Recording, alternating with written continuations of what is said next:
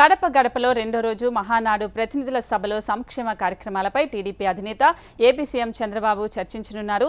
తొలి రోజు ప్రవేశపెట్టిన తీర్మానాలపై చర్చించి ఆమోదించనున్నారు. ఎన్టీఆర్ జయంతి సందర్భంగా చంద్రబాబు సహా నేతలు నివాళులర్పించనున్నారు. టీడీపీ జాతీయ అధ్యక్షుడిని ఎన్నుకోనున్నారు. చంద్రబాబు ఒక్కరే నామినేషన్ ఇప్పటివరకు దాఖలు చేశారు. చంద్రబాబును పార్టీ అధ్యక్షుడిగా ఎన్నుకోనున్నారు.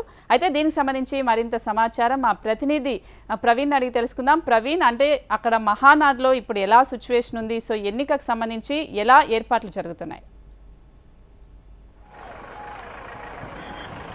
స్వప్నిక, కడపలో మహానాడు రెండో రోజు కూడా ఘనంగా ప్రారంభమైంది. కొద్దిసేపటి క్రితమే మహానాడు కార్యక్రమం ప్రారంభమైంది. మరికొద్దిసేపట్లో ముఖ్యమంత్రి చంద్రబాబు నాయుడు కూడా సభా వేదిక మీదకి రానున్నారు. ముఖ్యంగా ఈరోజు పార్టీ వ్యవస్థాపకుడు విశ్వవిఖ్యాత నటసార్వభౌముడు నందమూరి తారక రామారావు గారి జయంతిని ప్రభుత్వం అధికారికంగా చేపట్టడం అనేది పార్టీ శ్రేణులందరూ కూడా ఉత్సాహం కనపరుస్తున్నటువంటి, అందరికి కూడా ఆనందం వ్యక్తం చేస్తున్నటువంటి పరిస్థితి. ఈరోజు చంద్రబాబు సమక్షంలో ఎన్టీఆర్కి నివాళులు అర్పించిన తర్వాత కార్యక్రమాలు ప్రారంభమైతే ఈరోజు అధికారికంగా ఈ కార్యక్రమాన్ని చేస్తున్న నేపథ్యంలో అధికారులు కూడా ఇందులో పాల్పంచుకుంటున్నారు. ఈ రోజు నుంచి రాష్ట్ర పండుగ ప్రభుత్వం అధికారికంగా చేపట్టనున్న నేపథ్యంలో ఈ రోజు నుంచి అధికారికంగా ఈ కార్యక్రమం కొనసాగుతుందని కూడా నేతలు సంబరపడుతున్న పరిస్థితి. అయితే ఈరోజు రెండో రోజు చాలా తీర్మానాలు ఉన్నాయి.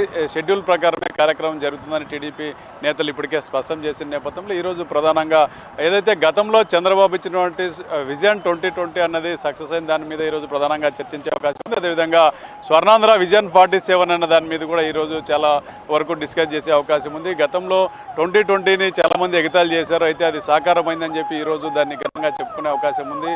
విజన్ 47 కూడా ఈరోజు దాంట్లో అంశాలేంటి, దానికి సంబంధించిన ఈవెంట్ అనేది కూడా ఈరోజు ముఖ్యంగా చర్చించుకునే అవకాశం ఉంది. ప్రధానంగా ఈరోజు పార్టీ జాతీయ అధ్యక్షుడు నారా చంద్రబాబు నాయుడును ఈరోజు ఈ సభలో ఎన్నుకోవడం జరుగుతుంది. ఇప్పటికైనా ఒకే నామినేషన్ నిన్న దాఖలు చేయడంతో ఎన్నికల పార్టీ సంస్థాగత కమిటీ చైర్మన్గా వర్లరామయ్య నిన్న షెడ్యూల్ని విడుదల చేశాడు. సాయంత్రానికి నారా చంద్రబాబు నాయుడు ఒక్కరే పార్టీ అధ్యక్షుడిగా నామినేషన్ వేసిన నేపథ్యంలో ఈరోజు ఎన్నికల లాంఛనంగా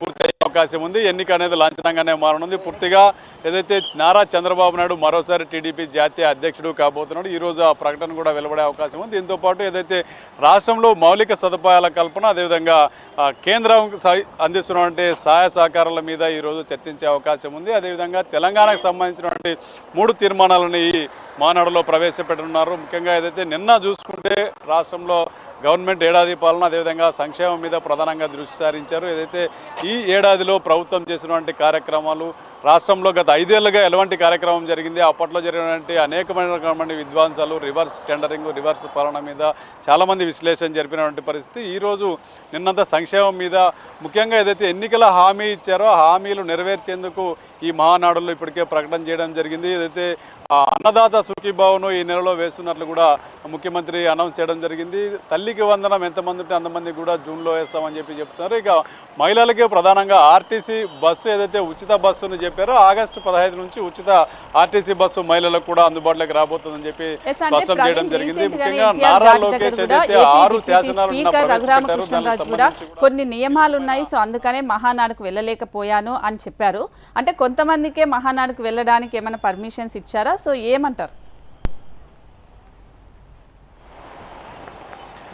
సో నిన్న ఈ రోజు కూడా ప్రతినిధుల మహాసభ కేవలం ఎవరైతే ఇన్వైటీస్ ఉంటారో వాళ్ళు మాత్రమే, డిగ్నిటీస్ మాత్రమే ఇందులో అలో చేస్తారు. ఏదైతే పార్టీకి సంబంధించినటువంటి పొలిట్ బ్యూరో సభ్యులు, ఎమ్మెల్యేలు, ఎంపీలు, కింది స్థాయి వరకు సంస్థాగతంగా పదవులున్న వాళ్ళు, బూత్ వరకు కూడా పదవులు ఉన్న వాళ్ళని మాత్రమే నిన్న ఈరోజు ఈ ప్రతినిధుల సభకు ఆహ్వానించారు. చాలామంది దాదాపు 30,000 మంది వస్తారని చెప్పి టీడీపీ అంచనా వేసే నేపథ్యంలో అందుకు మించి కూడా పెద్ద ఎత్తున జనాలు రావడం జరిగింది. అందరితో కూడా ప్రోటోకాల్ ప్రకారం పార్టీ పొలిట్ బ్యూరో సభ్యుల నుంచి కింది స్థాయి లీడర్ వరకు కూడా అందరితో కూడా సమన్వయం చేసుకుంటూ చంద్రబాబు అందరినీ ఆప్యాయంగా పలకరిస్తూ ఎవరెవరికి ప్రోటోకాల్ ప్రకారం స్పీచ్ ఇవ్వాలి, ఏ కార్యక్రమాలు చేపట్టాలని కూడా నిన్న నుంచి జరుగుతున్నాయి. నిన్న ఈరోజు కూడా అదే కార్యక్రమాలు కొనసాగినాయి. రేపు మహాసభ జరగనుంది. మహాసభకు అందరూ కూడా ఆహ్వానితులే. దాదాపు 5 లక్షల మందికి పైగా రేపు సభకు హాజరవుతారని చెప్పి అంచనా వేస్తున్న నేపథ్యంలో అందుకు మించి జనాలు వస్తారని చెప్పి కూడా ఈరోజు సభను చూసి ఇప్పటికే చాలామంది చేరుకోవడం జరిగింది.